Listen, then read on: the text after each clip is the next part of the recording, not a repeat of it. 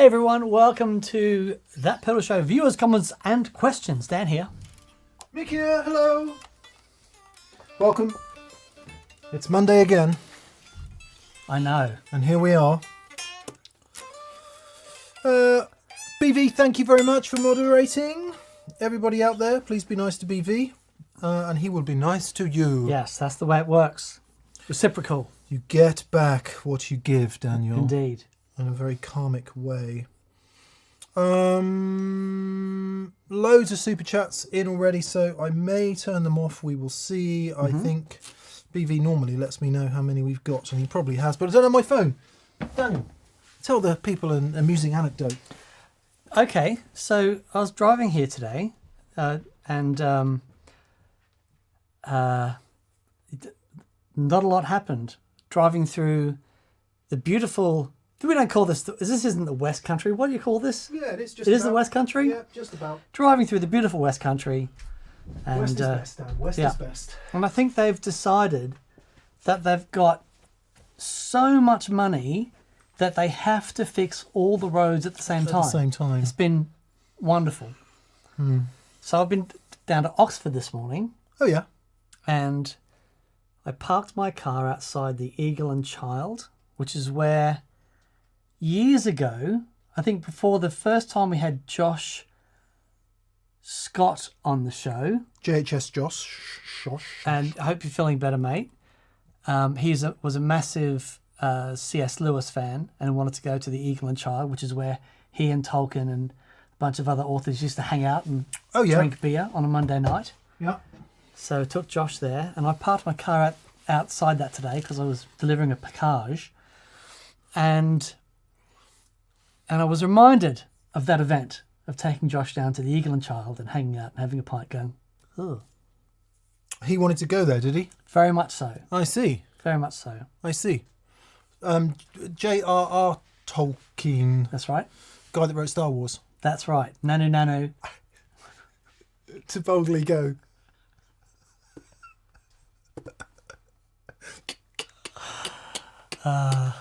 Okay, in which case, instead of all this ridiculousness, let us say hello to Tony Ambrosi. Tony Ambrosi. Tony Ambrosi. He's like, hey, Tony Ambrosi. That's I a want to big- see Tony Ambrosi. like a He's like, big- what does he do? Comb your hair with a shoe? Can't you see I'm driving a cab? Hey, I'm walking here. I'm walking here. But you're from Canada, so it's probably not you from New York there, Tony. Morley Robertson is on. Hello, Morley. Private account is on. Todd Roy, Scott from Baltimore. John Q. Joshua Schwartz, if we're going to say it German. I see your Schwartz is bigger than mine. Has somebody schwarted? Look at the size of that Schwartz. It's going to be one of those weeks. Chris Smith. Hey, Chris. Hey, Good to see you on Chris. Friday. John 777 is on. Chris Warburton. Hey, Chris. Nice to hear from you, buddy. Yeah. And Music Therapy Laz is on. Lefty O'Base. Michael Schneider. Guile Strat. Lots and lots of lovely friends. Byron Krause's Big Dog. Hey, buddy. James Blessed is on. Richard Pribenow. Moon. Chris Costabile. Chris Parshall. Oh, man. Lots and lots of lovely friends joining Lovely. us this week. And, of course, Duncan Plexico. Where would we be without you, buddy? And where would we be without you, Simon VRDJ? And Gordon Rankin. G'day, mate. We'd be nowhere. Indeed. These ones would not go to 11. Still No. haven't seen it? No,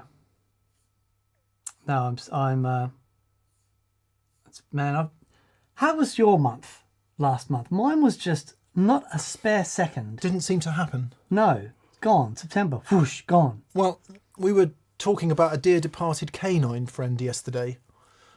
It having been 2 years. And I'm like, that is just not No way. possible that it was 2 years. And stuff like that. But I think, if you want the philosophical reading of it,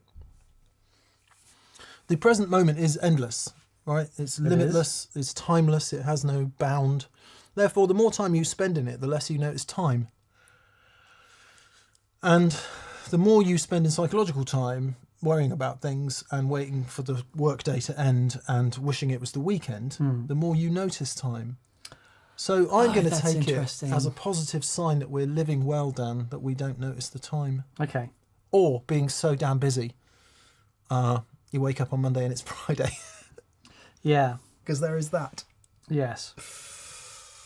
Right. Plexico thinks he's last in. He's having a super chat fight with Simon VR DJ. Oh, great. Yeah. Keep fighting. Jean Yo Hung says, did Rosie die? No.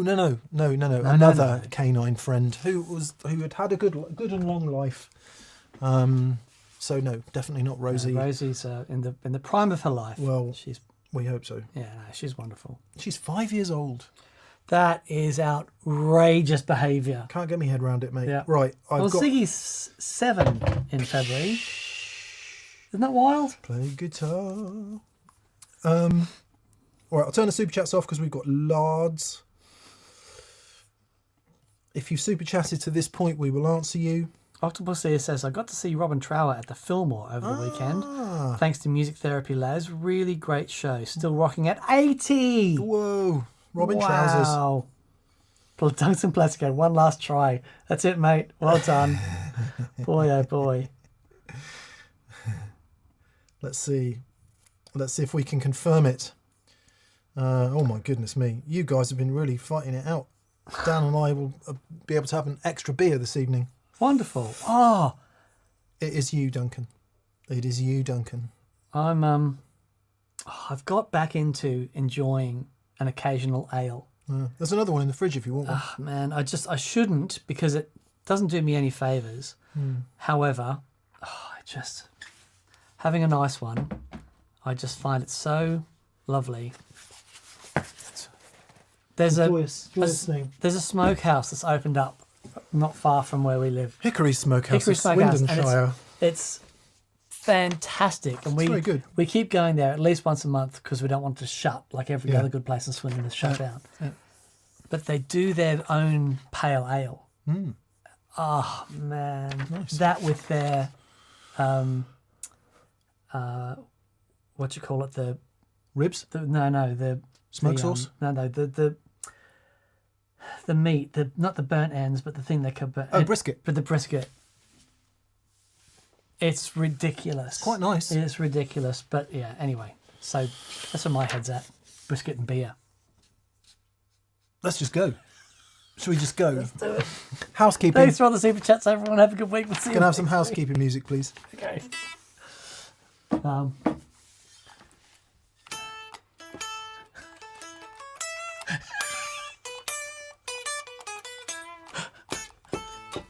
This week's housekeeping is brought to you by the Royal Ballet. Better not play too much of that. Okay. We'll get copyright and striken. Anyway, patron giveaway. Sorry we're so late with the patron giveaway this month. September's giveaway is 2 pedals. There will be 2 winners. One, J-Rocket Touch Overdrive, which is a superbly versatile and touch sensitive so good. overdrive here in the black enclosure rather than the green enclosure. So J-Rocket Touch Overdrive is prize number 1. Prize number 2 is serial number 16, Ryra 808. So kind of tube screamery thing from Ryra Rocky Repaired Amp. We're a big fan of their clon types and actually everything they do. So thank you to those guys for allowing us to give these things away to our lovely patrons. If you are a patron, you'll get an email and then you'll know what to do next. Dan's just lost the gig on the... and that email will go out tomorrow. That Pedal Show store. Thanks to everyone who's been buying stuff recently. Needless to say, we're very grateful for all the support. Indeed. Ran an offer, 10% off. That offer is ending tomorrow, so if you want to take advantage of that offer, it will be ending tomorrow. If you want to buy anything from That Pedal Show store, thank you very much. Let us then career wildly. It's the old Tommy Cooper gag, isn't it? I know of Tommy Cooper. He was the guy in the hat. Yeah. Okay. Was it? I did one of those, etc. He's properly funny, Tommy Cooper. And That's really good. I don't know if it was a Tommy Cooper gag because it involves mobile phones, and I don't think Tommy Cooper was around when mobile phones were. Anyway, whatever. Boss calls me. I'm on the road and I swerve. Boss calls me again and I swerve. Boss calls me again and I crash. He says, "You've careered off the road." I forgot the important part of that joke, which is when he calls, he says he'd been promoted. Oh, okay. I love jokes that you have to explain. They're my favourite. Well, if I told it right in the first place, I wouldn't have had to explain it. It's like Still would have had to explain it to me. It's like your gran telling a joke, isn't it? Anyway, moving on. I did a vid for Liv's 21st birthday and found footage of when she was a baby. And I'm filming her and my grandparents, her great-grandparents, who are now no longer with us. And old people with a video camera. And they stand there looking at the video camera, sort of waiting for the flash to go, you know, but they're still dead still. It's nice to have video footage of that generation, because there's not a lot of it about, is there? We weren't all pointing our phones around back then. I found a bunch of the little digital videotapes. And I found all this footage of Liv when she was a baby. And there's hours and hours of it. So I went through and made a video for her. And then it goes right up until the point Zach was born. Nothing after that. Nothing. You were too busy. Yep. Bless him. Were too busy. Apparently Tommy Cooper died in 1984, according to Johnny T. 1984? Yeah. Wow. He dropped down due to a heart attack on stage, and the footage of which is on YouTube. Oh, that's good, isn't it? Right, let's get on with the super chats. Thomas Gelner is first in. Thomas, how are you, buddy? Hi, Thomas. Thomas joined us on an experience day.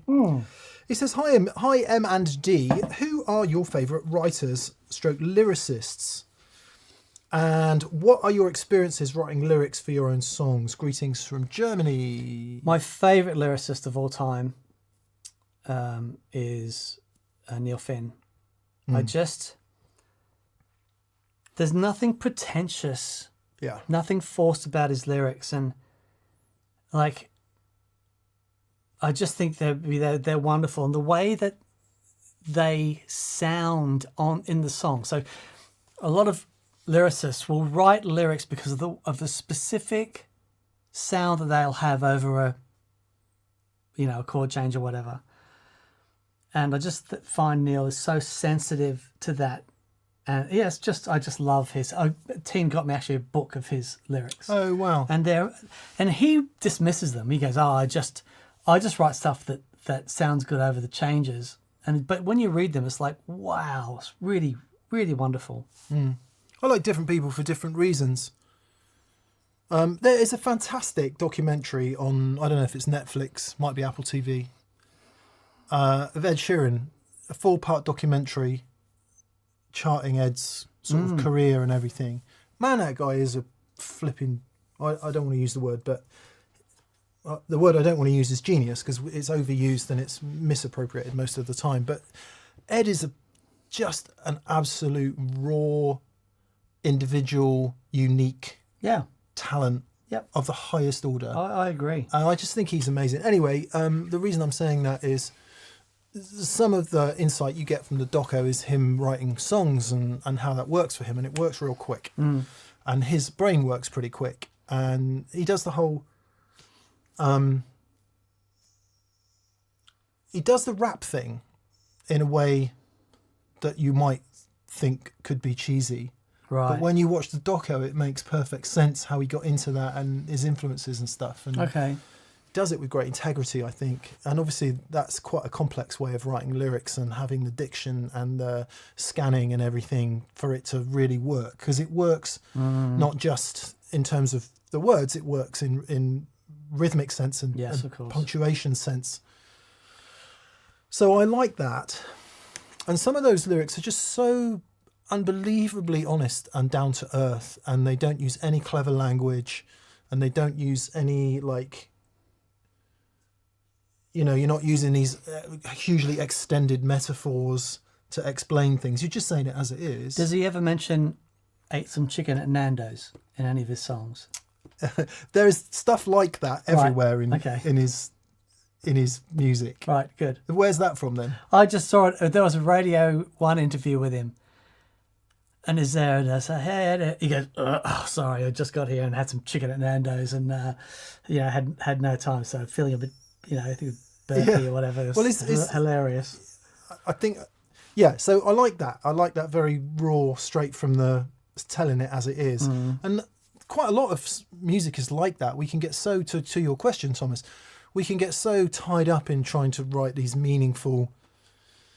But I often think if you just write what you say and you express what you mean and then make that work, I think that's a good place to start. Because if you try and make it too complex and write this complex poetry and all of that, I think unless it comes that way to you and you do that naturally. Which comes to us all the time that way. But, I really struggle with lyrics because I guess by trade I'm a writer. Right. So you're a poet, but you had no concept of it. Is that right? So I had any sort of, and certainly journalistic writing as far as magazines goes, you have any floweriness just kicked out of you. They don't want that. They want to the point. They want descriptive and, well, all that stuff that you learn about writing. And so it makes lyrics pretty difficult. But I think if you say what you mean, yeah, that can be a really good place to start. Nice. Equally, Jeff Buckley. Oh yeah. All the Joni Mitchell. Yeah. There's a song. Is it Canada? Yeah.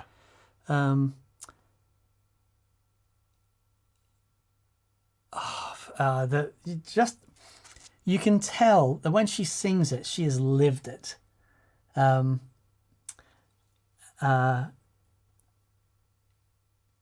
Anyway, I could. Yeah, a lot of Joni Mitchell stuff. River is the one for me. Yeah, right. Where she's in California and she's thinking about being back in Canada, and she just wishes she had a river she could skate away on. That is the song I'm thinking of. Yeah, where she goes. Yeah. Canada. Yeah. And I where he thought goes, and she said, what's that? A case of you as well. Yeah. But he comes in and says something, like smart. She goes, "Where's that at? If you want me, I'll be in the bar." It's like, it's amazing. Yeah. Oh, and my favorite, arguably my favorite song ever is a song called "America" by Simon and Garfunkel. And listening to that lyrically, it's astonishing. Nothing rhymes in that song. Not a single. There's not a single rhyming lyric in that song. Yeah. It's incredible. Every word ends in orange. Every line. Similarly, Mrs. Robinson. Listen to the blooming lyrics of that. Yeah, wow. So deep. So deep. Right, anyway, we better hurry up. Johnny T says, I've got Larkin Poe tickets, y'all. When are they on TPS? We will reach out to Larkin Poe. Would love to and see if we can make it happen. Yeah, they're wonderful. Usually when people are touring, they've either got a spare afternoon or they haven't. So we will reach out. Michael Giliberto, hey buddy, says, hey M&D, I'll miss the start of VCQ. Hope to join in part way. No questions today, just love and appreciation for you guys in the TPS community. Oh, bless you. Thank you, mate. We amplify your sentiments. Thank you, Michael. Michael. Thank you, buddy. Morley Robertson. I saw a package for you, Morley, on our Outbay. He says, leg ends, expecting a fresh t-shirt from you lovely lads any day now. No question this week. Please take one from the chat. Thank you for keeping me sane. Thank you, Morley. Cheers, mate. BJ Padilla says, any thoughts on a Fender Champion 2 100-watt amp? Ooh. I don't know that, but I tell you what, I had an idea. I don't know. Oh, I know. Red knob, wasn't it? So one show that I would love to do, because I saw someone was playing through an amp that he got repaired. This amazing country guitar player was playing through an old PV Mace head. Oh, yeah. Into a PV cabinet. Oh, man, it sounded so good.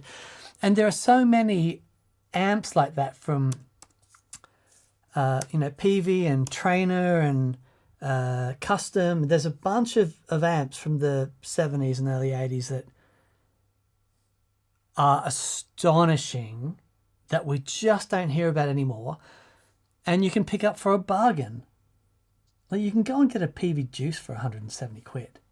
You know, it's amazing. You're welcome to it, my friend. Yeah, but and I agree. But there are some amplifiers out there that are wonderful that you can, you know. Actually, a lot of it, exactly as you say, some of those amps of that period, good headroom, good basic tone, good pedal platforms. Yeah, absolutely. Yeah. Sorry, Champion 2 100 is Champion 2, as in version 2, 100 watts. Have we any thoughts on it? It's a modern, very well priced transistor amplifier from Fender. Right. It's a 2x12 100-watt transistor amp, which looks kind of like a twin. And it's got some effects in it. I'm sure it's pretty decent. You know, for that money, I'm sure it's pretty decent. Dan and I are not really fans of transistor amps. Not because they're not great and people can't make good sounds with them, but we generally don't. So, personally, I would hold out for something like a Blues DeVille if you want to go the Fender route. But equally, if solid state is your thing and you want some built-in effects, 330 quid, laughable, isn't it? Would be interesting to try it up against the equivalent Boss Katana, which... Yeah. Now, Boss Katanas are, like, for the money, they're fantastic. What I don't know is if it is Class D or if it is old school transistor. Jason Thomas says Music Man amps. Yes, they're another wonderful brand of amplifiers, of course, from Fender's Music Man fame, and that's a wonderful example of because I used to play Music Man in Australia, the 2x10 100-watt solid state preamp, 100-watt valve power section. Oh, just wonderful. My friend Steve, who I used to play in the band with when I was a kid, had the same thing. Right. Yeah, cool. Um, I'm gonna put the call out and go and round up some of these amps for a show because I think it's would be great to hear them. Yep.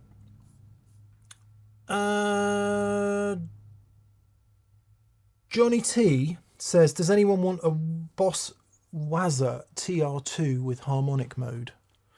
That would be popular, wouldn't it? So if they took the Boss Trem and added a harmonic mode. Surely they must be on the works, surely. Yeah. Because they haven't done a Wazza version of that, have they? I don't think there's a Wazza TR2, and it would seem like an excellent addition, Johnny. Yeah. So that's a great suggestion. Great chat, mate. Well done. Yeah, there's some okay digital harmonic trems out there.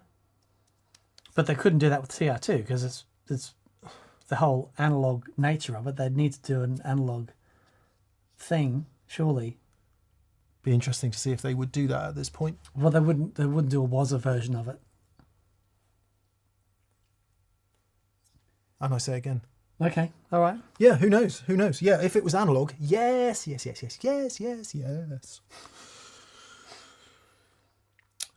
PG Nash. Thank you, everyone, for super chatting. There's been some incredibly generous super chats. Thanks, everyone. Today. Amazing. Thank you so much. PG Nash says, D&M. Oh, God. Here we go. I'm struggling to make social content and proper marketing for my new record. Being just an artist is not enough these days. Would love your thoughts on self-made marketing without losing the mind. And controlled. Much love from Austria. Oh, it's really hard. Look, I've got an EP sat there, done, and I'm finding it really difficult to bring myself to have to go and do anything with it. You haven't got to do anything with it. You just got to mention it on that pedal show. I know. And it will sell. I know. How sad is that? I've got to get it made. Yeah. I've got to do that stuff. You know, I've got to have a Facebook page and it's just that alone is like. I know what you mean, because at the end of the day, like when I did this, it was a thing very much for me just to see that I could do it or not, and I've done it. It kind of feels like I've ticked those boxes, but I haven't. I need to finish it off. I need to put it out into the world. It's a little baby crow that you've picked up. With the broken wing. Been pushed out of the nest. Yeah. You've fed it up, and it's time for it to fly off and join its crow friends up in the canopies. Send it home. It wants to go home. Yeah. Okay. So or what, as I did, release do? the pigeon, cat and dog together. No more pigeon.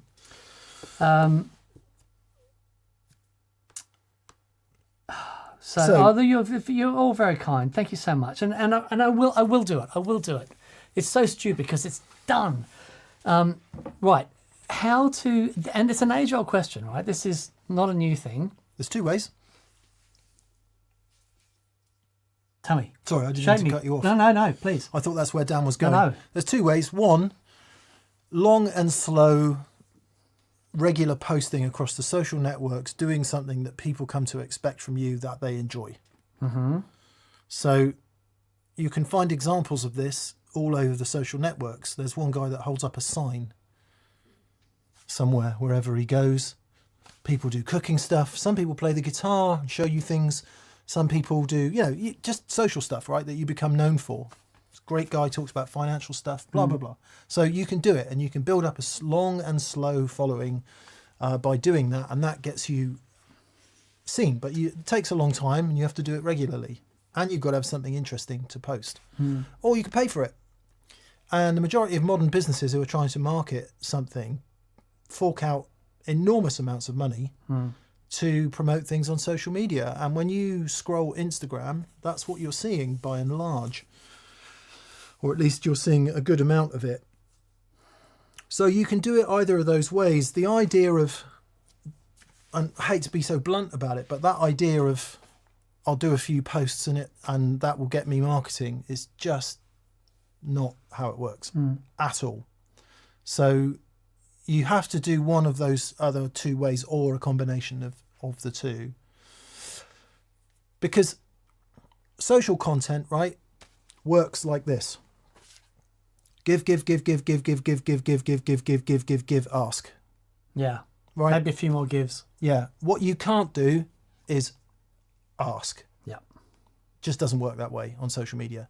Think about when you scroll your social media, what do you want to see? You want to see something entertaining. You want to see something funny. You want to hear something sound good. So unless you're offering that content, you're just advertising. And if you're advertising, most people don't want it. So they'll flick past it.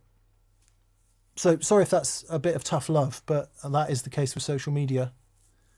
We don't do very much social media for that, partially for that reason, because it is hard work, isn't it?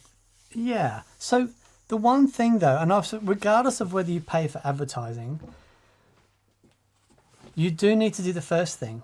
If what you want to do is have your album out there and people listening to it, you've some sort of presence and give people a reason to want to have a listen to it. Yeah, man. I mean, if you've got some good visual stuff, and it sounds great and it's compelling to look at, then just, post something every day that will make people want to check it out. Yeah. And you can that's right back to the first thing, have something that you do regularly, put content out there in the world. You might have a really interesting guitar collection, or you might have some complex bits on the or not complex. You could show people how to play. Yeah.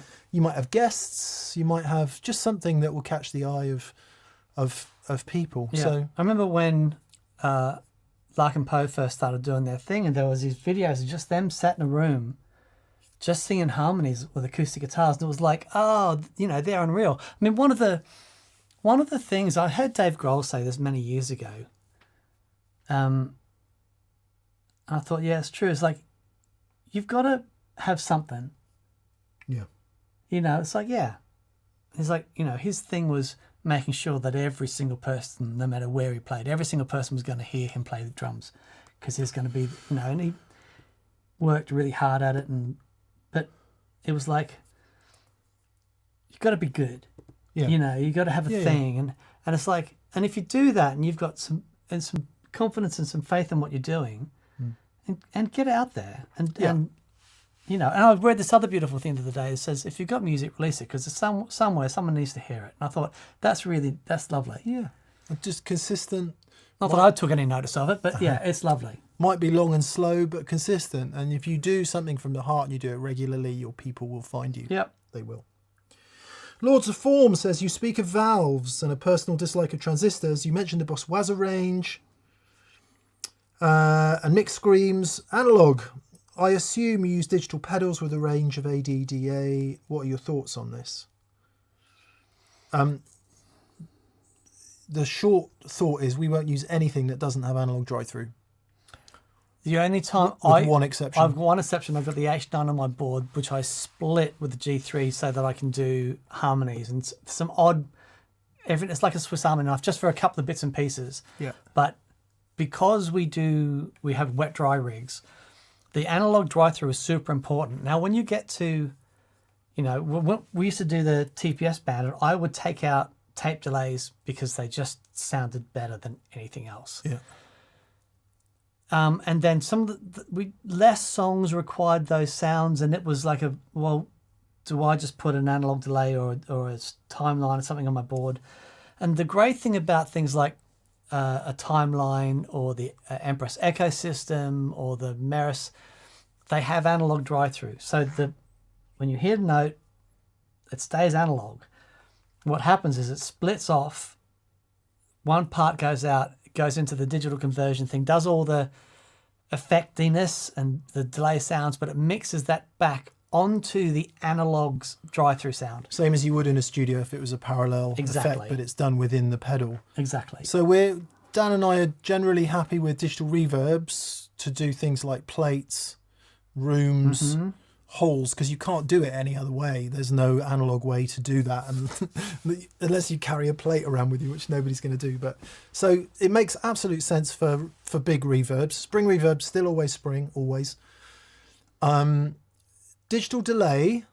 Now, there are certain digital delays that have a sound, like that particular era of 12-bit delays like Dan's got in his Oxo box. What's it called? Oh, the Auto Machines. Auto Machines, yeah. Yeah, the BIM and from Auto Machines. Oh, unreal. A brief spell of Boss delays, the Korg SDE or the Boss SDE, was it? The Korg? What's the Korg The one I'm SDE thinking 3000. of? Yeah. Yeah. That era of 12-bit digital delays are their own thing and have a sound. So where it starts to then get a bit fuzzy, digital modelling. Now, as long as it's got analog drive-through and the models are good for delays, I'm relatively happy to use them, tape stuff. But we tend towards real tape, real analog, or the digital delays that are designed to sound that way. What we won't do digitally is modulation. So preferably no rotary speakers, no flangers, no phasers, no univibes, nothing. That really has to be analog if you want it to sound the way we want it to sound. So yes, we do ADDA. ADG, but only in very specific instances. Usually where you can't do it another way. So if you want a rotary speaker, you kind of have to do it digitally, unless you've got an analog one, which I have. Yeah. Well, technically, which we have, but it's mine. Yeah. So, Gordon Rankin says, I design ADDA for one part of my job, and I only have analog pedals. And Gordon, good friend of the show, and has done sent us some things to try in the past, and but he also does a lot of digital stuff, but he also makes wonderful valve amps, and all manner of analog stuff. And it's interesting when you talk to people in that world, and there are physics reasons that analog for things are still great. Now that's not to say that, I still get up in the morning and put on my Wazza headphones and play for 40 minutes while everyone else is asleep, because it helps me, put fingers on the strings. And one thing that I find is that playing acoustically is great, but when I'm plugged into an amplifier, so much of that,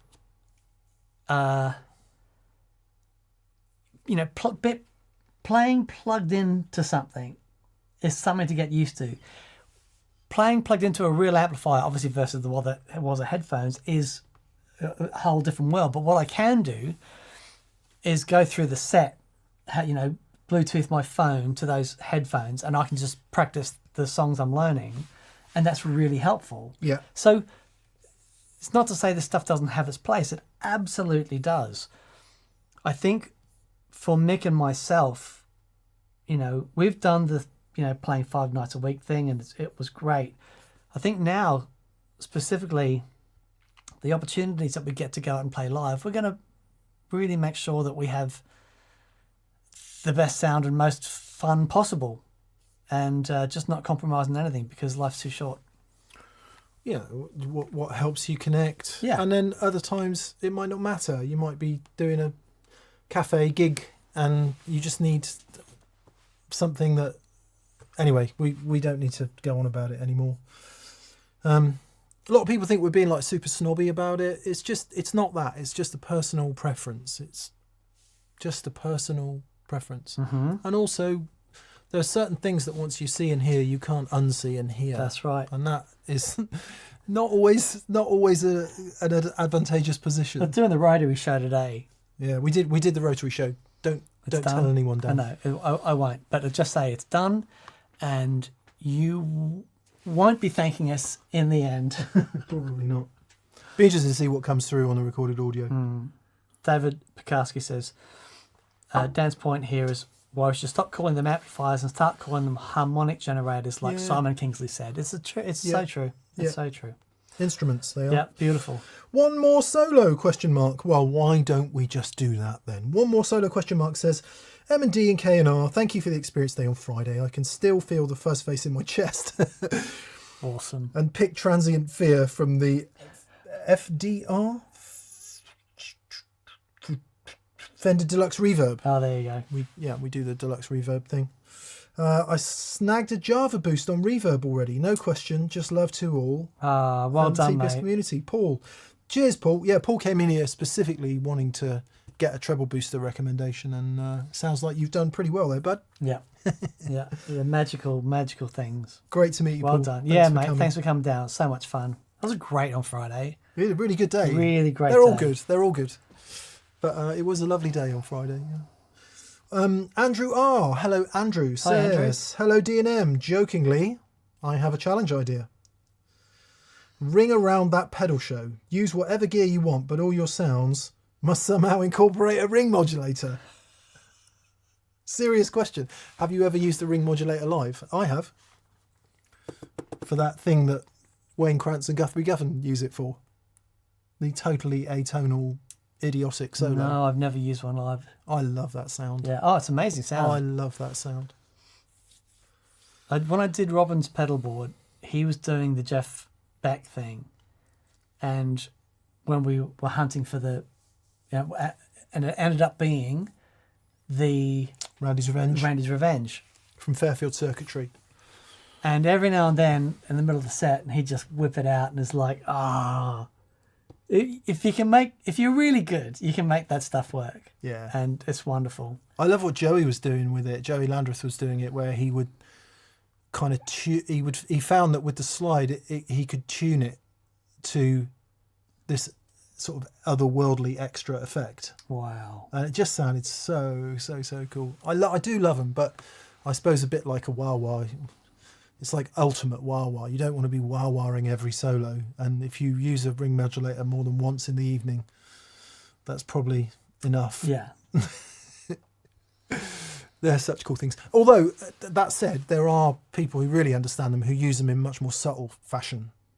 Right. To, on keys and other instruments to great effect. So, yes.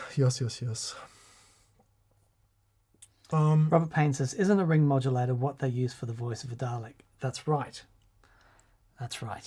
Yeah. It's an interesting thing. And it's a little bit like a square wave tremolo turned up really fast, except you no longer have there's a carrier. And I won't get into it, but that's basically the idea. Think of the Dalek thing like a fan, and you're talking to the fan, and the pitch of the ring mod is the speed of the fan.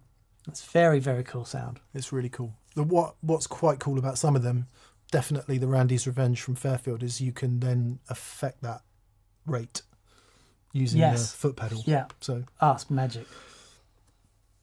Simon VRDJ, first of two, bud. He says, chaps, while visiting A Strings in Pontypridd, for their opening day. Hurrah! I bumped into James Dean Bradfield. Oh, wow. I mentioned being a TPS fan. He just opened up and we got talking. Oh, amazing. He says hi, by the way. Oh, man. Nice. Yeah. That was a great show. Yeah. It was fascinating. Yeah. I'm amazed it didn't get more views, you know. I mean, I know Manic's never really hit America, but They had some big hits. oh man, they were an institution. They are an institution. Yeah. Anyway, Simon VRDJ goes on to say, part 2. So I've got to ask, who have you bumped into, famous or not, quite unexpectedly, while out shopping or in a pub that you've not seen in years? Awesome.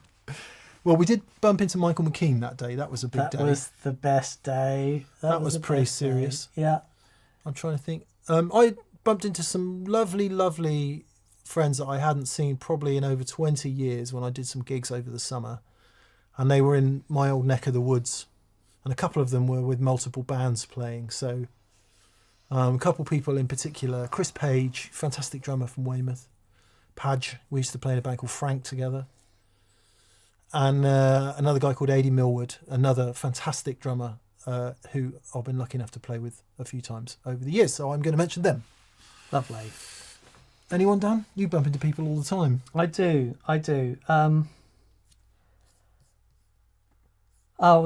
When we went to see Oasis, it was fun bumping into everyone that was upstairs in that section. That was weird. I remember bumping into Chris Squire at wow. going to see Paul, and then met him, and he was lovely. But he used to go down to all Paul's gigs, and yeah, that was cool. And then here you go.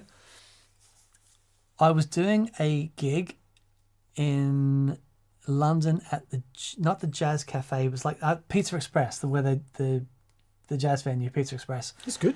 And I turned up early for sound check, and there was a sax ensemble, like a 8-piece sax ensemble with keys and drums. So I was early, so I just went in there and listened to them, and they were rehearsing, and they were amazing. And then I was looking at the drummer and the way he had his drums set up, and I'm like, I know that setup. It was Bill Bruford. Oh, wow. And I got chatting to him at the end. He was so lovely. And they were playing at the Cheltenham Jazz Festival they were rehearsing for. He says, come down, come down. Yeah.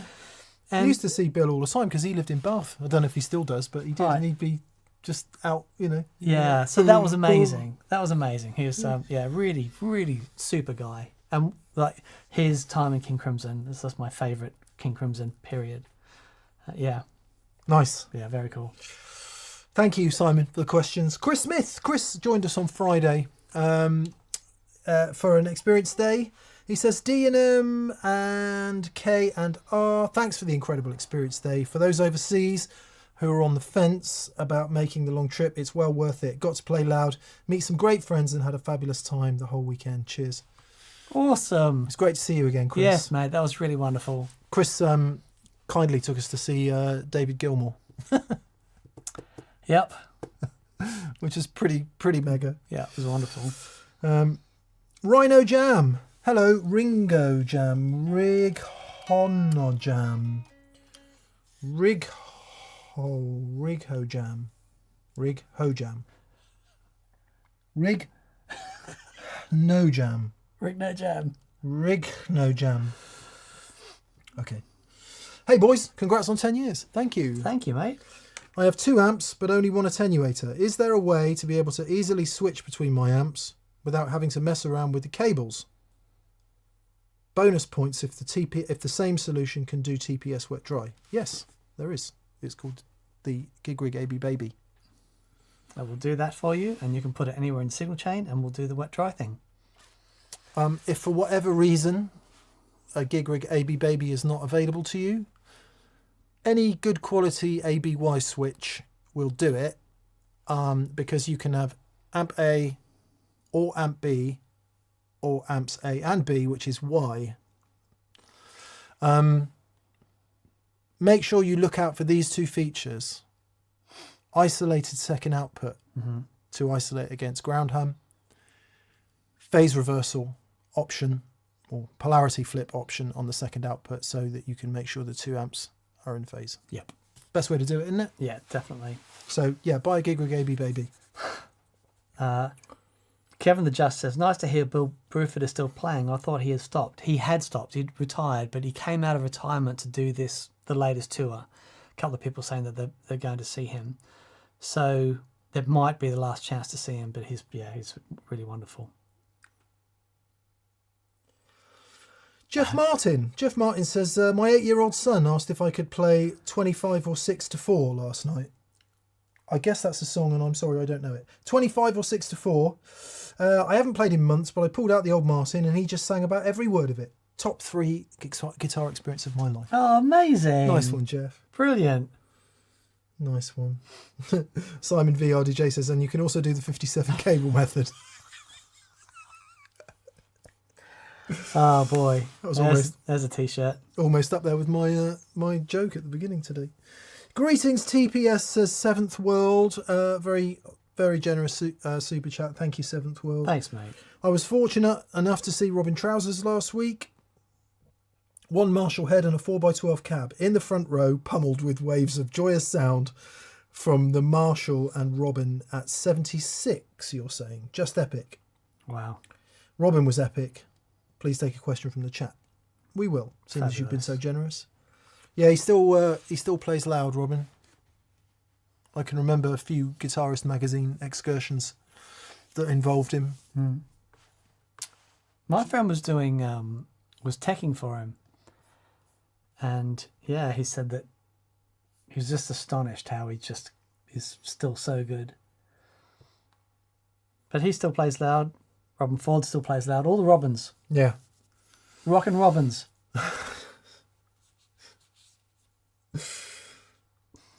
James Bless says, is Mick having a breakdown? Not currently. Not currently. That's me. Yeah. That's me. Yeah. No, I'm further away than usual from breakdown at the moment. Just trying to find a question. Right, it is Jan of Delft.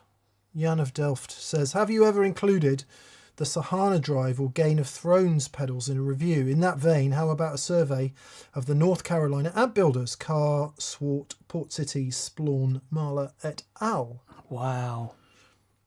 Our only issue, Jan, is availability of that stuff. Quite hard to get hold of. But it's a good shout. Certainly, I'm not sure we've ever had a car amp on. No, but or a Swart. Have you played the Rambler? Yeah, It's fabulous. played a few car amps. Really loved them. Yeah, I played one when I was did that thing with Andy at the Guitar Sanctuary. Oh man, it was really great. Really lovely. Yeah, we should. So North Carolina, you're saying, and presumably that's where Game of Thrones and Sahana Drive come. I don't even know what the Sahana Drive is. Excuse our ignorance. Just shows, doesn't it? There are always Sahanas to explore, Daniel. Yep. Crossing the Great Sahana. Port City amplification. Yeah, okay. We'll check that Oh, out. I've seen the Port City stuff. It's great.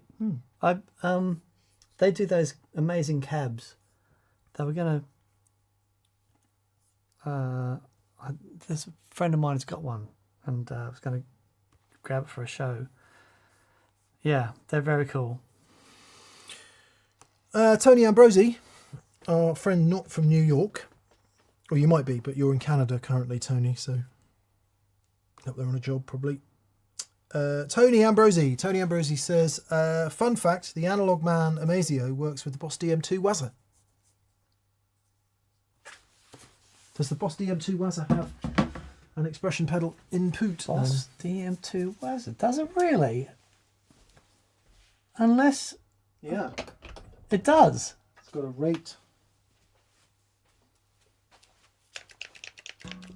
So that gives it the modulation. That is amazing. Now that is clever.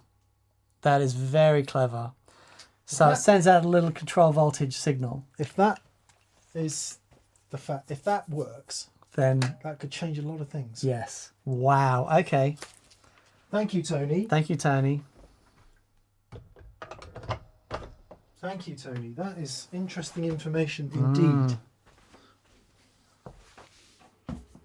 That's very interesting information. If anyone's confused about that, the Analog Man ARDX20, which we had on the show last week. Excuse me, been a long day.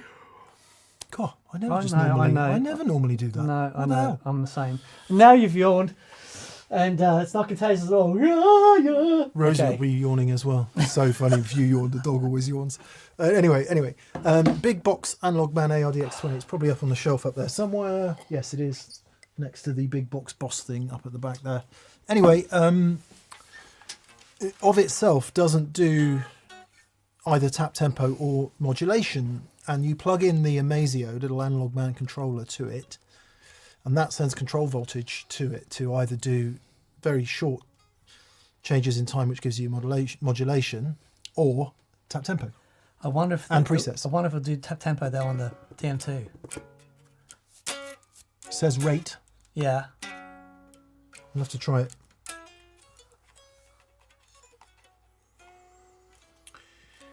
Joshua Schwartz.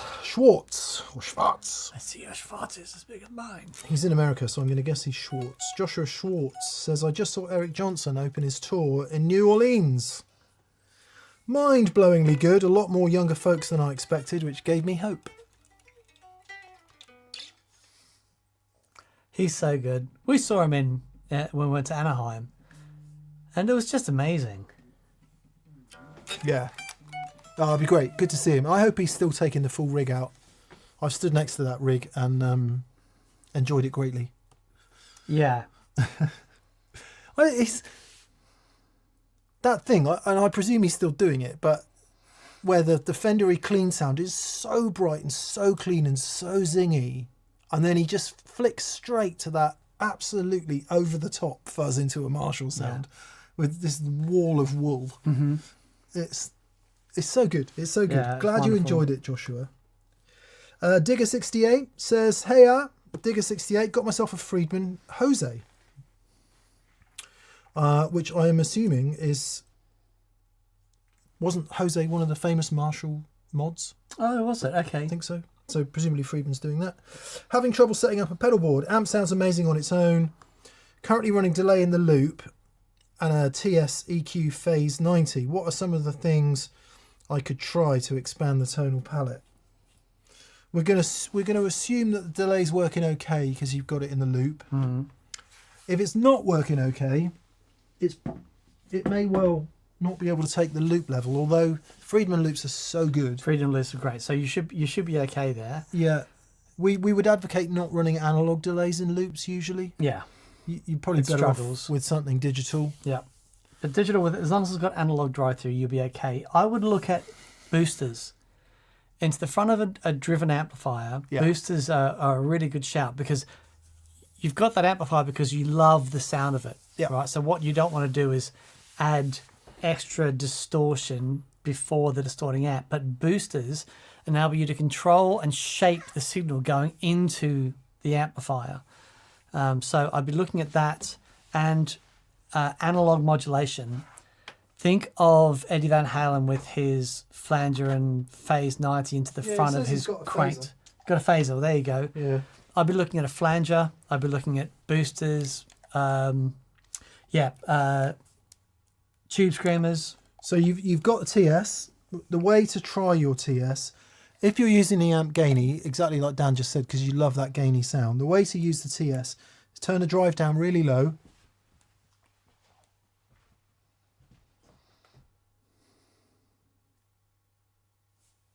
Low drive, Yep. very high output, plenty of tone. I don't know, you might not be able to see those knob settings, but low drive, really high output and plenty of tone. What that does, quite a lot of certainly metal, classic rock tones into modded Marshalls and into things like dual rectifiers, so we're in that period of time. And what that does, what the TS does naturally, is it will carve out a bit of bass so it won't be so flubby. It will push that mid-range in a very lovely, nosy kind of way that we say about tube screamers. But don't try and run the gain too high, because if you try and stuff a load of gain into the front of an already gainy amp, it'll just be a mess. And exactly what Dan just said, boosters, treble boosters, anything where you can roll a bit of that bass off. Yeah, and even a graphic, like GE7. Yeah, do a great job. Is fantastic of that. Yeah. Yeah. So that's what we would try. That's what we would try. Cool. Lefty O'Bass. Hello, Lefty. Evening leg ends. Brilliant show on Friday, and those tones were just magical. Even the madness at the end. Some of your best ever, question mark. Oh, thanks, mate. Those amps, we were saying that we really like the amps together. They sounded incredible. That projector amp into the 15-inch, just wonderful. There was quite a bit more bass in the mix than I would normally allow. But I thought, well, they were bassy, so I left it.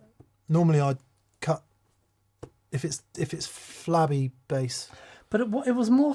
I thought it was more subby than bassy. It was kind just of why I left it. Yeah, it was just bigness. Yeah, it was really great. In my Mons and in the cans, it's like, yeah, that's bordering on too much. You'd never have that much in a band mix. Yeah, but, sure. I thought no, that's what we were doing. We had, a 15-inch speaker and a 212, and they were putting out loads of bottom end.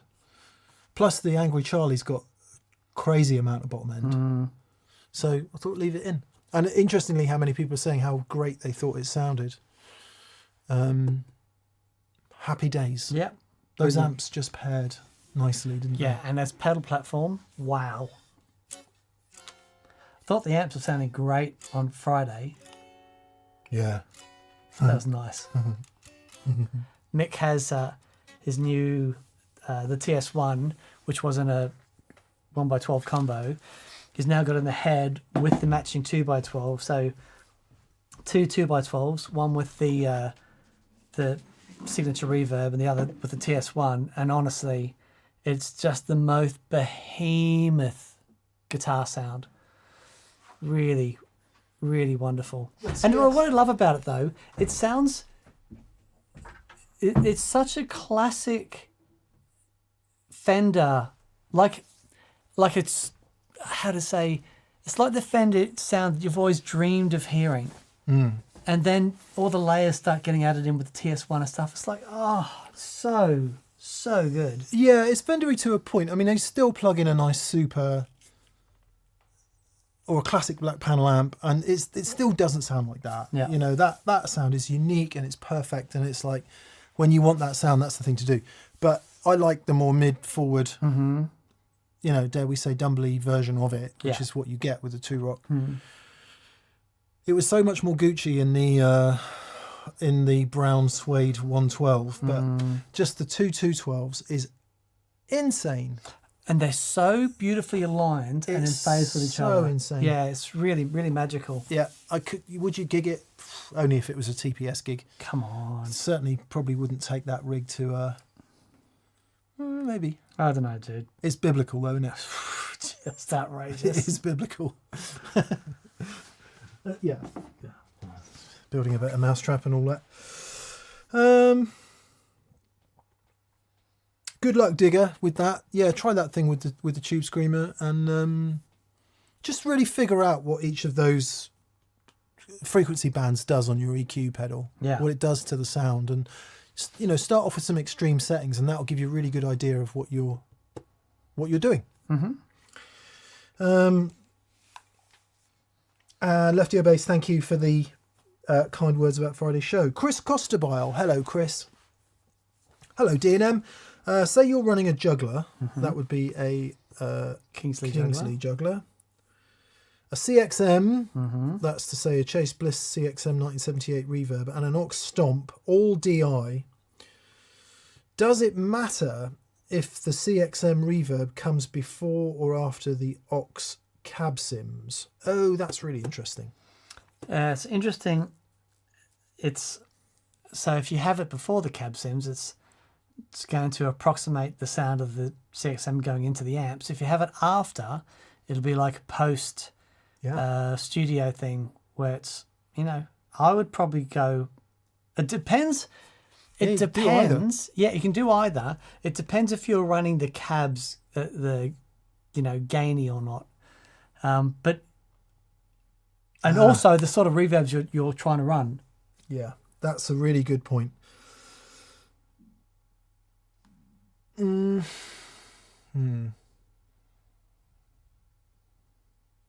Yeah, so exactly what Dan just said.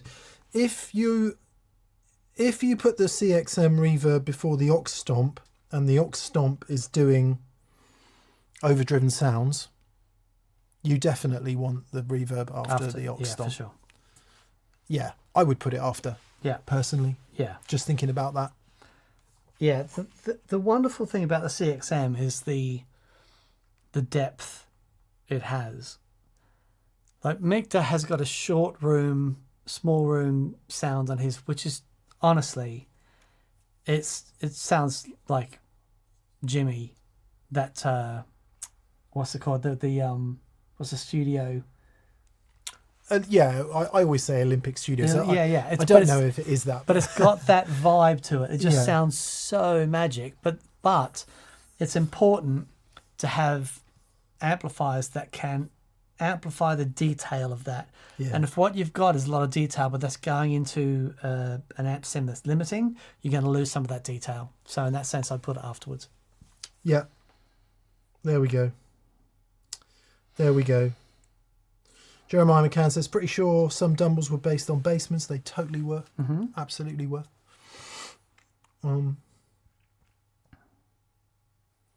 Lots of people just giving the love for 60s basements. Yeah, I mean, really, really spectacularly, amazingly, incredibly beautiful amplifier.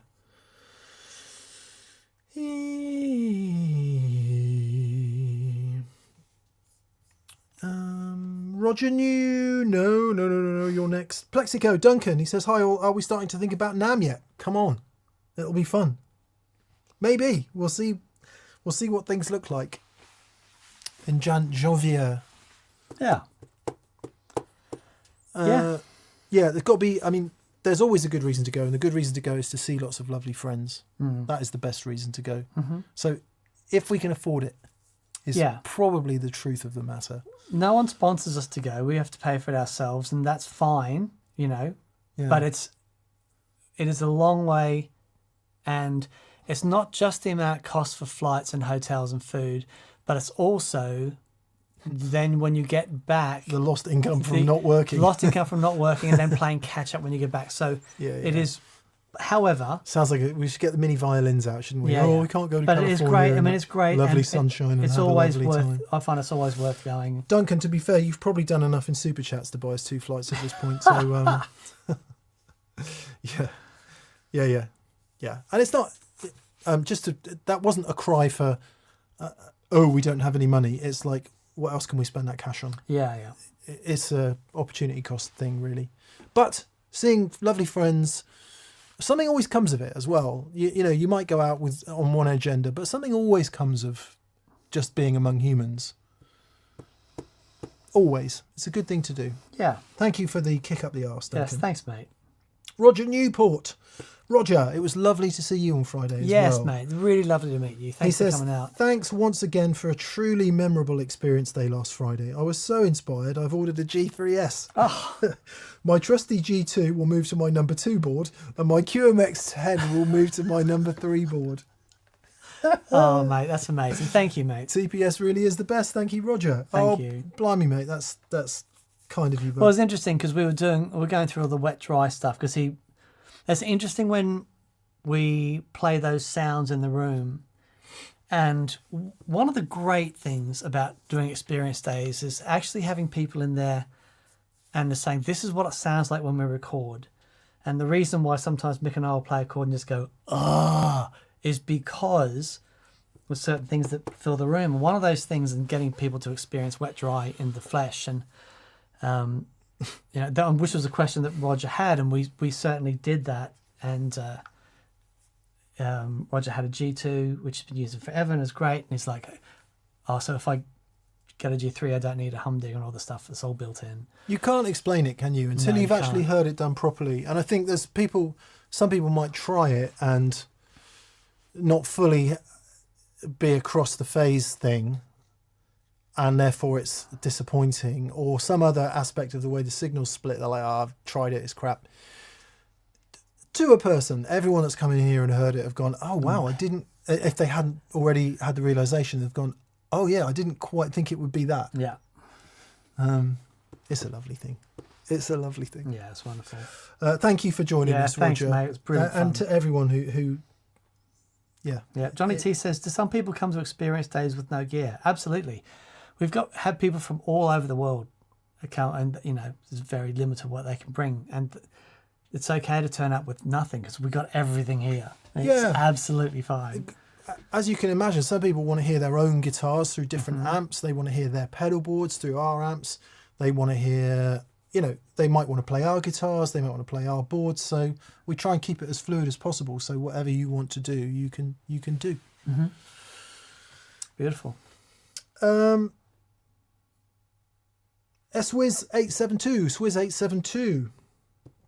Leg ends. Do you have any thoughts on using the Strymon Deco JHS Color Box and Neon Egg, the compressor bit for vocals? What order would you recommend, and should I track with it live or run as outboard gear afterwards? Great question, and suggests you've really thought about it.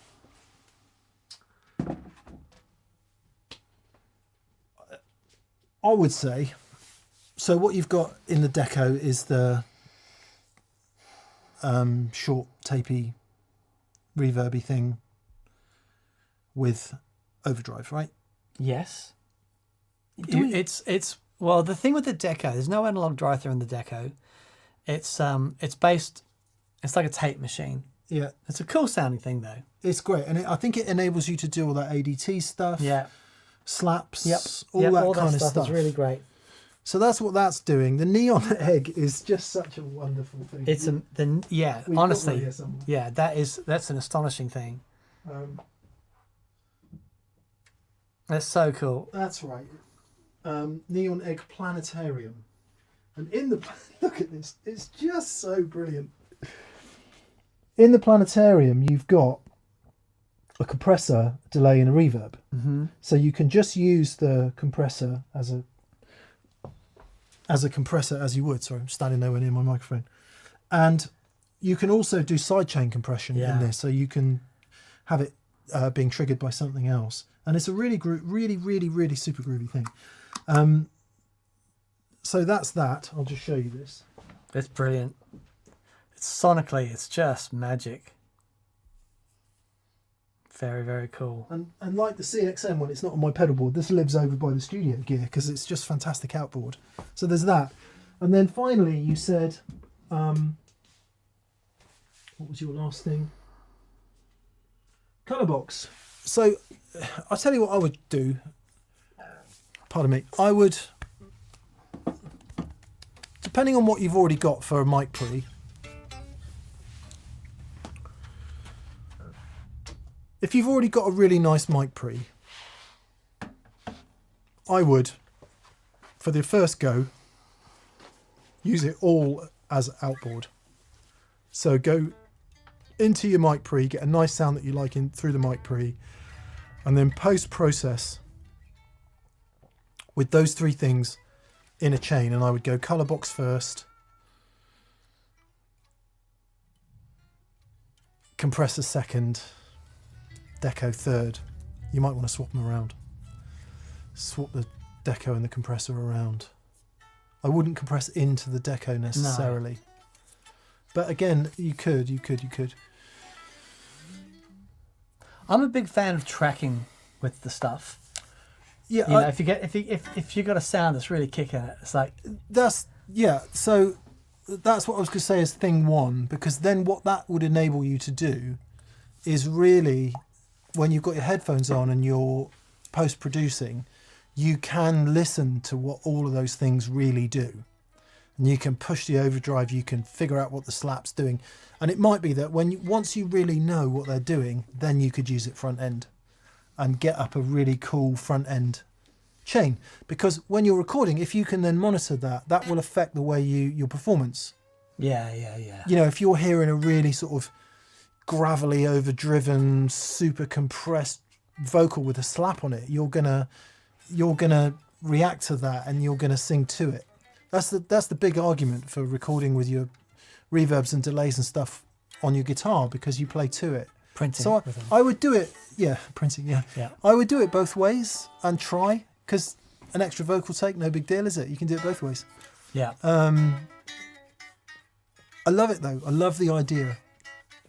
There's a few songs you hear now and again. The danger is if you just track with it and you overcook it, and then you're not happy, then you're gonna have to do it again anyway. So, but Yeah. if you're home recording, if you've got all your stuff at home, you've got a bit of time, you can just experiment. Yeah. Love it. Yeah, definitely. Does the Deco do compression as well? It has a saturate. Yes, it's got a limiting saturating Right. part to it. Yeah, it's a groovy thing.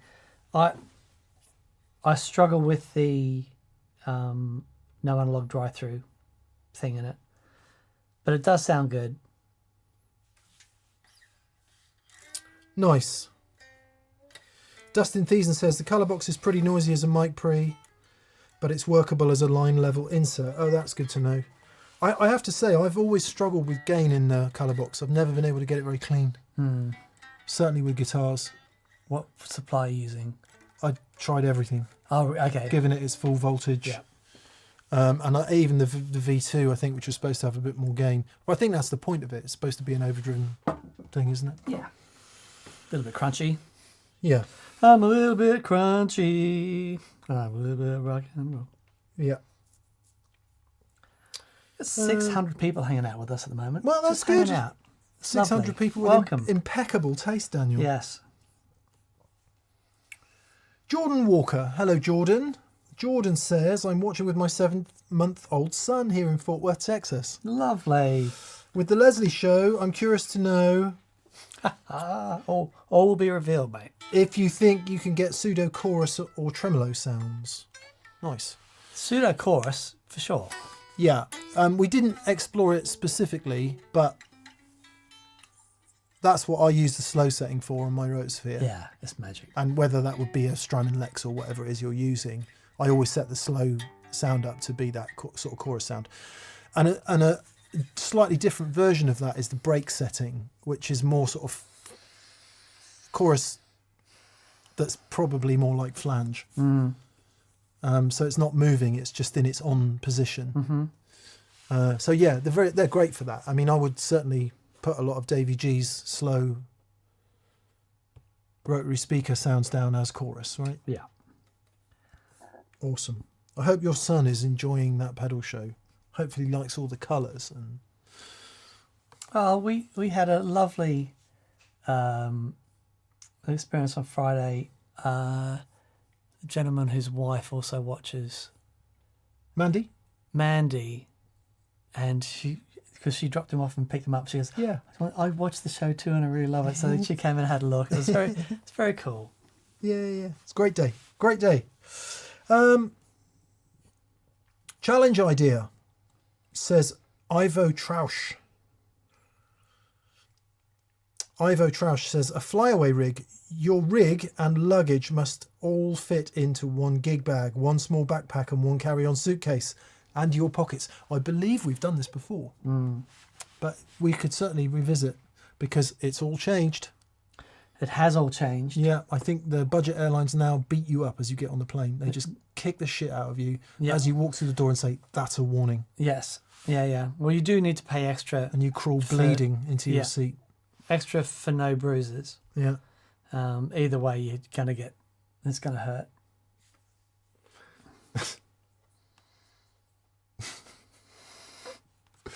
So I don't know if this is true in other parts of the world. In Europe, the wonderful airlines that are EasyJet and Ryanair, we must thank, because they've given us, and a handful of others, have given us the ability to go places for cheap, right? And that's been around for 25 years or so, 20 years or so.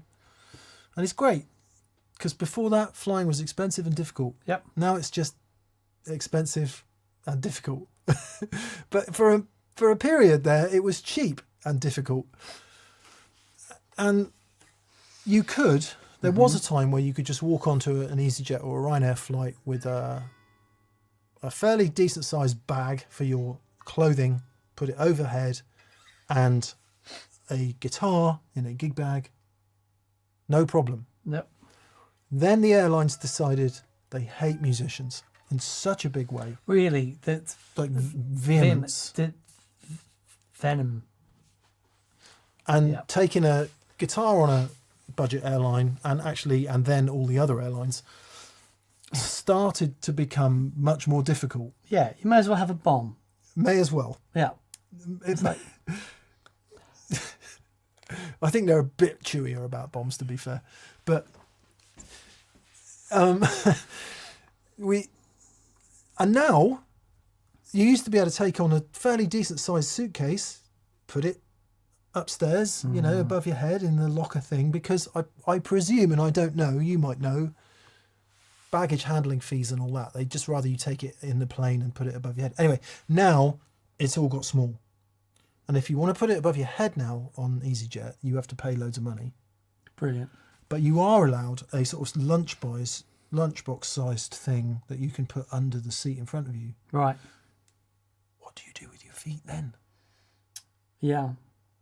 That's what you have to... That's your snack. So my point about moaning about budget airlines, at least we can still go places. That's good. It's probably relevant to do the challenge again, because you can only take like a tenth as much stuff now. Right. Oh, Chris Smith says, for experience day, I was able to fit a small pedalboard in my checked luggage, along with all my clothes, carried on a small backpack and a Strat. Nice. Who was... Was it with Delta, Chris, by any chance? Oh, yeah, hang on. Yeah, because Chris is a pilot. Yes. So, maybe not quite the same for the rest of us mere mortals. He's like, how very dare you. Anyway, I vote, Evo, we will do that. Duncan Plexico says last, and Simon V. RDJ says, I'm last.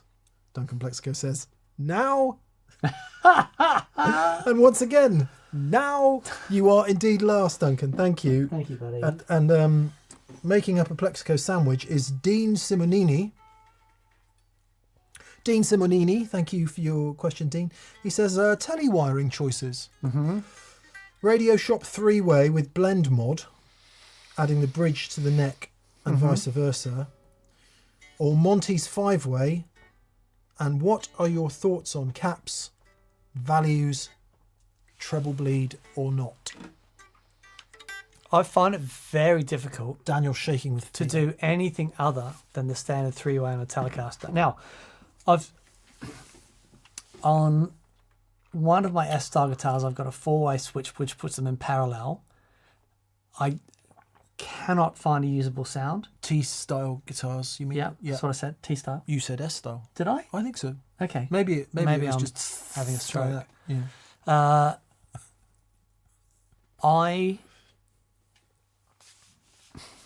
Yeah. Look, if you want to be able to blend in, and I see the advantage of being able to do that. But the telly thing with the pickup set right, all the sounds are there. But maybe I'm just old. What does 4-way gives you the 3 plus them in series, doesn't it? Yeah, usually. parallel. Are they Series. Are they not in parallel Series. in the middle? Series. Yeah. Yeah. So you get like a boost in That's right. a boosty thing. Yes. Brian May, famously, on the Red Special. He's got 1,700 switches. You could put those pickups in series, I believe. Yeah, and flip the polarity of the shenanigans and... Yeah. So yeah, if you've got a use for those sounds, if you're... Darren and I were talking about this today when we did the Rotary Speaker Show. We are so swung by additional potential. Yes. This thing's got 50 things it can do. Wow, that must be great. How many are you going to use? Because most of us just use one or two. So yeah, if you've got a use, the good news about wiring is it's not that hard, Mac, to experiment and see what you like. I mean, for me, telly is like, There's no switch on this one. get it back here, get it back there, snap the bugger off.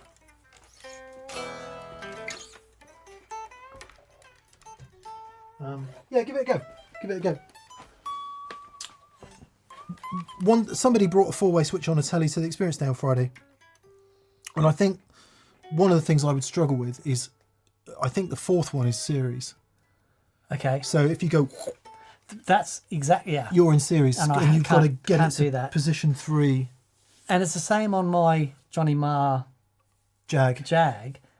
And I've ended up putting a little screw in the end, so you only get the 3 positions. So you can't get it all the way. Because I keep wanting to go, because I love the sound of that neck pickup clean. Yeah. It's beautiful.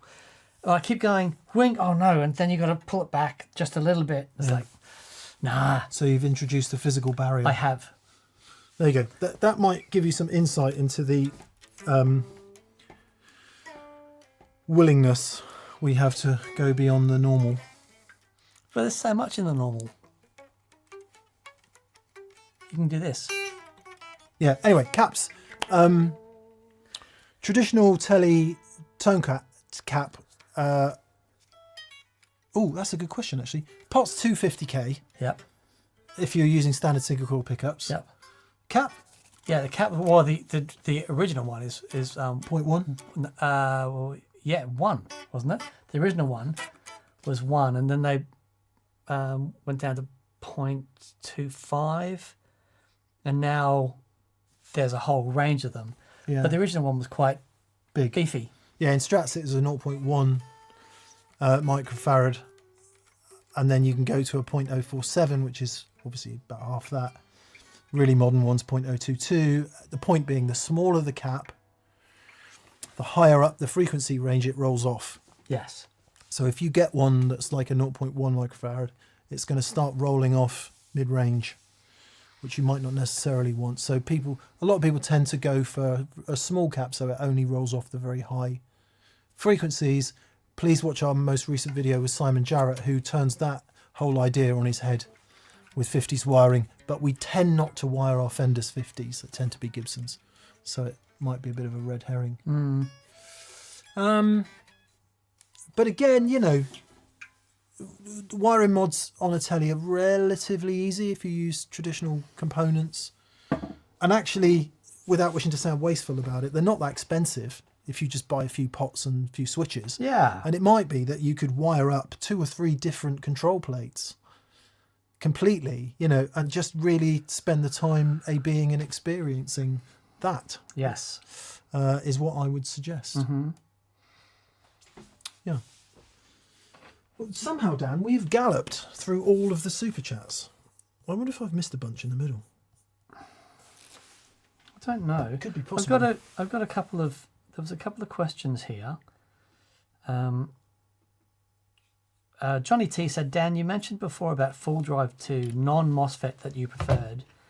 Is there much difference to the MOSFET one? I mean, there was for me. I think I was using it in the comp cut mode, which I just thought sounded fantastic as a clean thing into the Voxes, especially into an EF86 amp. It just had this sparkle and gloriousness that I just couldn't get with the MOSFET. I thought the MOSFET was brighter, but obviously not. Well, no, it was specifically the sound I was using into the Right. Voxes. I didn't need it to be brighter. It was just, yeah, it just felt and sounded glorious. But I know people who use the MOSFET and absolutely love it. So it was just a very specific thing that I was using the full drive for. And this is an interesting one. Jonathan Pentreath says, I don't know if it's been asked yet, but what did you think of the amps used in the last episode, and why do you think they sounded so good?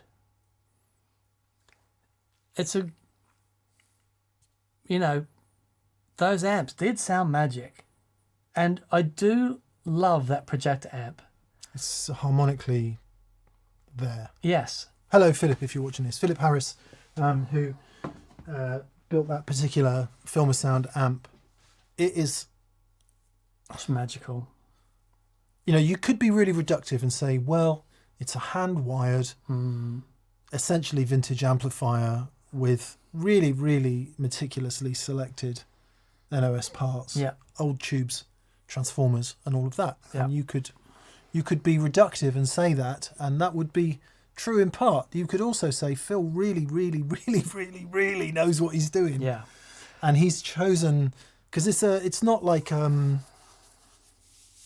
based on anything in particular. It's not like a clone of something. It's his own thing, to a point that any amplifier can be truly your own thing. But you know what I mean? Yeah. It's not a clone of something. Yeah. And There's something about the he's mixing. really thought about it. Yeah, you know? yeah. There's something about the mixing of the 15 and the 12 though as well. Yeah. You know, there's something there. I started mixing a 10 and 12, but yeah, that having not really spent any time with the 15, I thought that was just sounded so awesome. Sounds epic. Yeah. Yeah.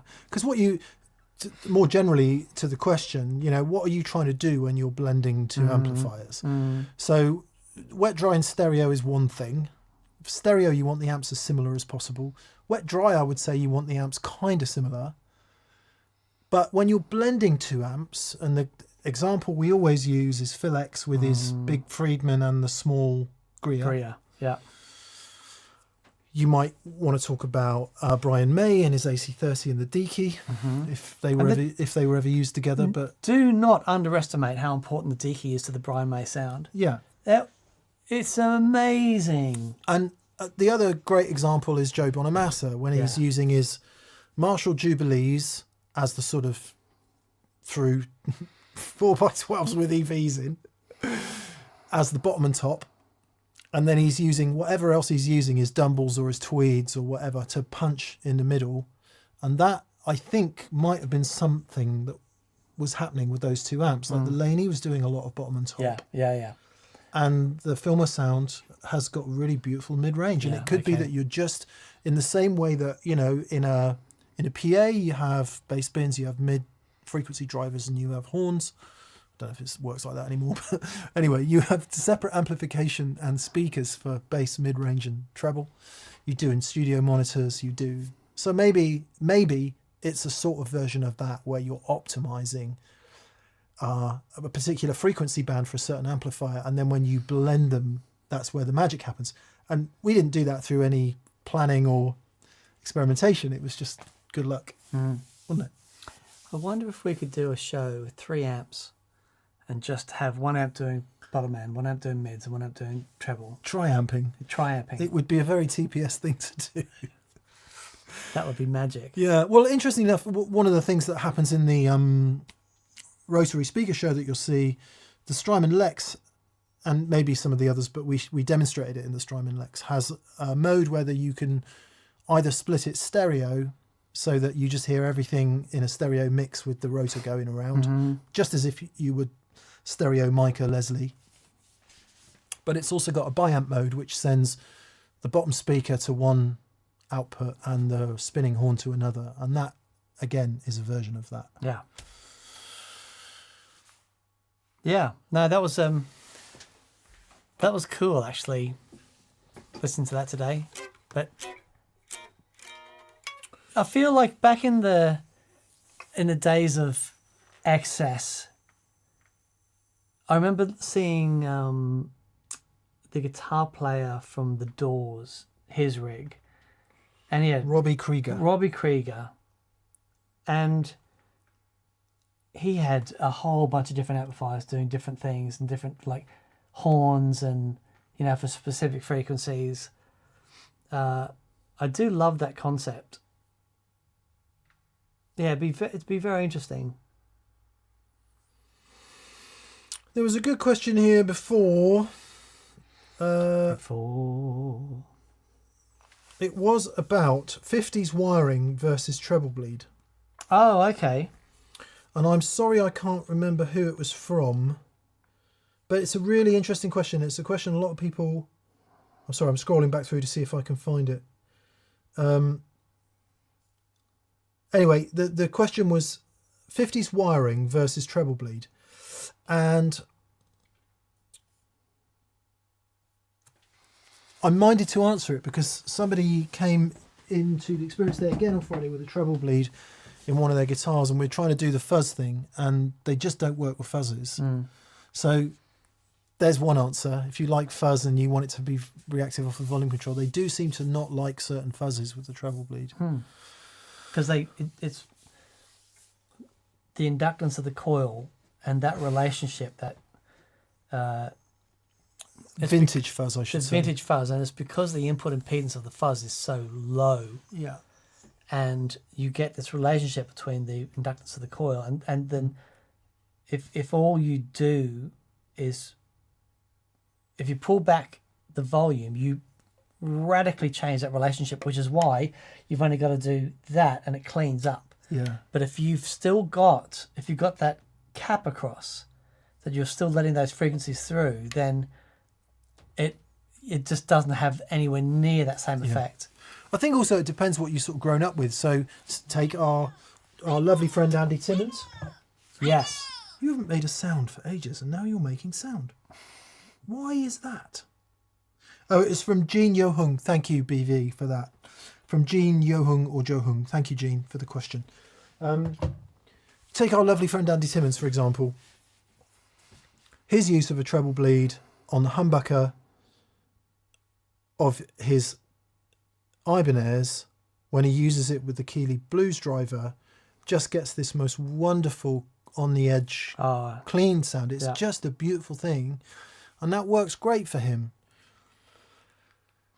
If you're going into a pedal that's got a high input impedance, it can work. So that's why it works. So that's why we're saying it's about the ecosystem of what else you're using it with. I always find whenever I come across a guitar with one in, like my PRS DGT as an example, I'm like, oh God, what's this? It's weird. Everything sounds spiky and thin and harsh because I'm not expecting it. So, and then 50s wiring, certainly the way that Simon Jarrett was advocating it on his last visit would be that you start with everything much more open and much more trebly in the first place in your amplifier. And then you use a massive tone cap with your 50s wiring. And everything we said before about it taking out more of the frequency spectrum. So it's taking out more of the mids, so it gets cleaner because it's taking out loads of gain from the mids. Personally, that feels supernatural to me. Yeah. And I love that approach. Yeah. I absolutely love that approach. I think it's so much easier to take away the frequencies than to add them. Yeah. You know, if you've got, it's one of the things with like a reductive tone circuit in an amplifier. You know, you've got your bass, middle, and treble, and what they're doing is like most amps are. And what they're doing is they're all those frequencies. If you bypass the tone stack, it's equivalent to turning everything on 10 and getting rid of the pots. All those frequencies are present in your amplifier. What you're doing is you're turning them. You're not turning things up unless it's an active tone stack. You're turning those things down. Yeah. And you're reducing the amount of gain in those frequencies in the circuit, and it's a great way to do it. But then if you are adding things that aren't there, you come across other issues with noise and impedances and all that sort of stuff. It's But I agree completely. It's starting with all that stuff. And the other thing you get with setting the amp more gainy and more open and more trebly in the first place and using 50s wiring is that when you turn it down, it sounds clear and open and transparent and everything that Simon explained to us in the show. When you turn it up, you'd think, oh, it's going to be too trebly and horrible. But actually what happens is because the amp's overdriving and the treble is just going into overdrive and compression and all of those lovely things that we want. Perhaps that wouldn't work so well into a really open, clean sound because then it would be spiky and trebly. Yeah. So it's ecosystem, it's horses for courses, and it's what feels most natural to you under the fingers. Again, these wiring mods, if you're happy to do them, aren't that, not that hard, Mac. Yeah. It's a great way to get into audio electronics as well, because that's a very simple circuit. And once you've got your head around some things with, caps and their values and the way they work as filters, and it starts getting into a thing called AC theory, and if you start wrapping your head around that, then everything else is an expansion on that. But just your volume and tone control and what is possible with that, it can be really fun, an inexpensive way to have some big impact on the sonics. The only thing I'd say is I don't like the sound of 1 meg pots. No. Yeah. I mean, So I know a lot of people think, I want it brighter, I'm going to put in 1 meg pots, and every time I've tried that, it's gone. Ugh. yeah, no thanks. Joe, is that how you say it? Joe Fonseca says, what happened to the P90 Collings guitar, Mick? Haven't seen her in a while. I still have it. It's in the case. I did play it on at least one of my gigs over the summer.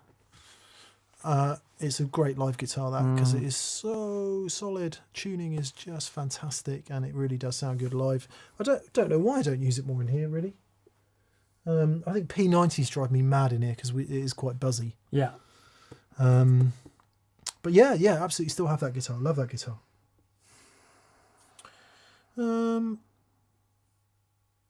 Yeah.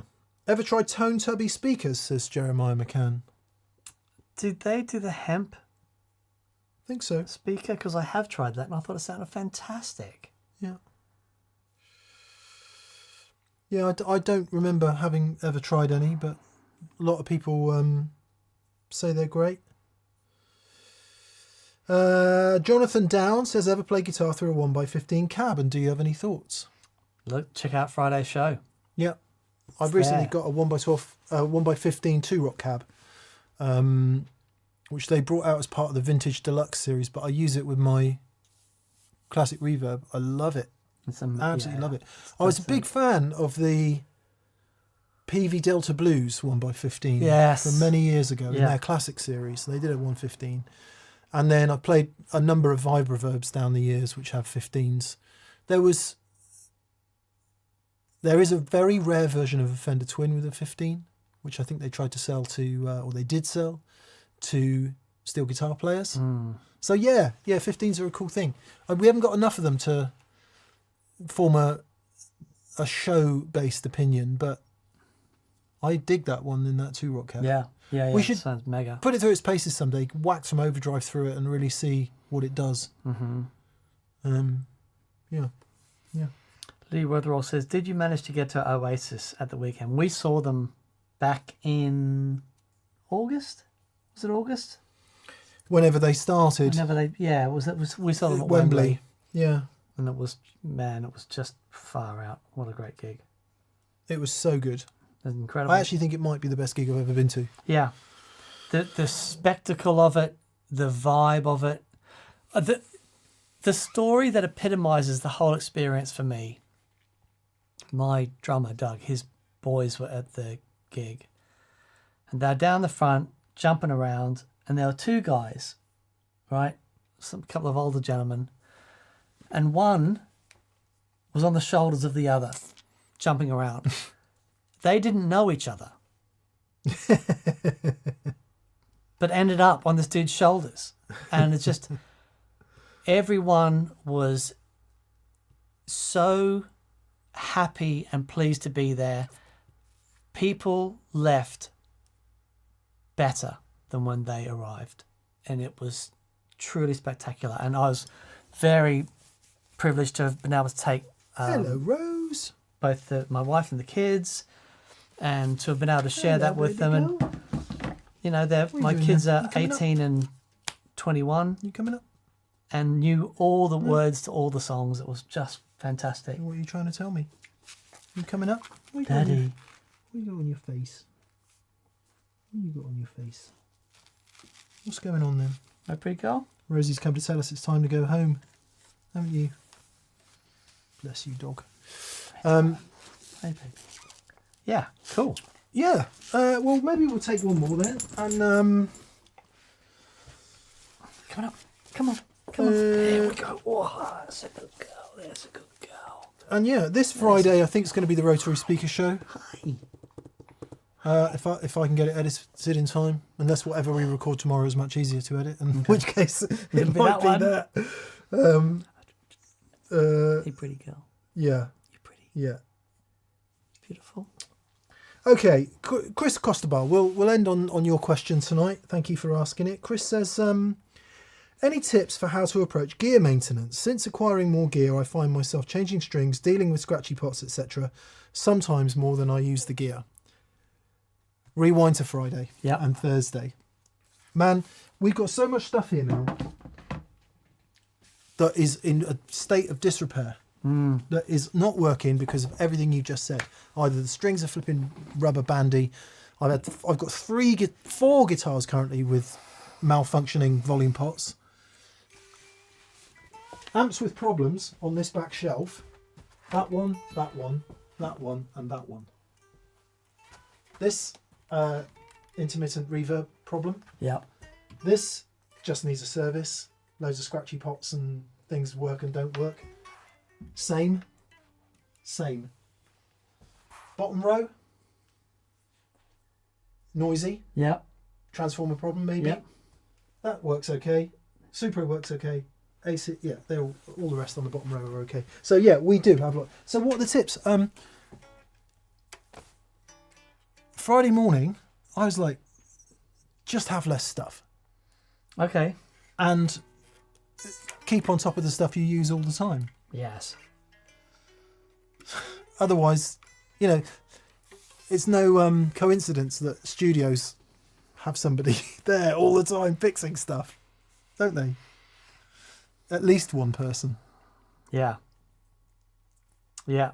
And when we were at Abbey Road, they've got a small army of engineers looking after everything. And it's a lot. But I will say though, one thing that you will get from fixing the gear is an understanding how stuff works. And that is really valuable. Yeah. Really valuable. Massively so. Yep. And isn't it great that we exist in this world of predominantly analog stuff that can be fixed? I love that. Yeah. Totally. It's particularly guitars, all right, because you know you can fix it. I was a bit worried on the old Strat, even though the pot isn't original, it does sound great, the volume pot on this guitar. It's not original, but it sounds great as it is, so I'm really loath to start replacing things. And then, lo and behold... Yeah. But cleaned it, just used some switch cleaner. Happy that, and it sounds great. It's working fine, so that was good. Les Paul the same. Don't Yep. mind switching out the pots on the Les Paul because they're just new. So that seemed to come good with a bit of switch cleaner. The one in the gold Strat has never worked properly in the first place. In this gold Strat, that's got some sort of, when you move it laterally, it cuts in and out. And then this, the output jack, constantly, Yes. I repair it and it goes wrong again. So Gordon Rankin, hello Gordon, you sent us a really mega amazing output jack, which I've put in there. It doesn't quite fit, so I'll probably give this one to Dan, but because you thought it was fantastic. I love it. I wish I could remember what it was called. Anyway, super solid. So yeah, stay on top of it. When something goes wrong, fix it. You alright, baby girl? Should we go and get some biscuits? What do you think? Oh, my little lovely dog. Yeah, I know what you want to do. Okay, thanks you for being with us, everyone. We'll see you Friday, and we'll see you next Monday. Take the high watt to Rift, says Wes Chilton. Yeah, actually, we're probably going to take it to high watt. Yes. Because Arf does keep saying he would mend it for us, so... oh, cute dog noises. And dragging the bum along the floor. That's nice. That's Here nice. it comes. Rosie. Hi. We're going to go. We're going to go now. She's Yeah. like, don't tease me. Dan, play us out. Thanks for being with us, everyone. We'll see you Friday. We'll see you next Monday for more of these shenanigans. Oh, nice. Boo-doo, boo-boo, boo-doo, boo. I always thought that our relationship was cool. You played the role of having sense. I always played the fool. Now something's different, Dan. I don't know the reason why. I almost want to come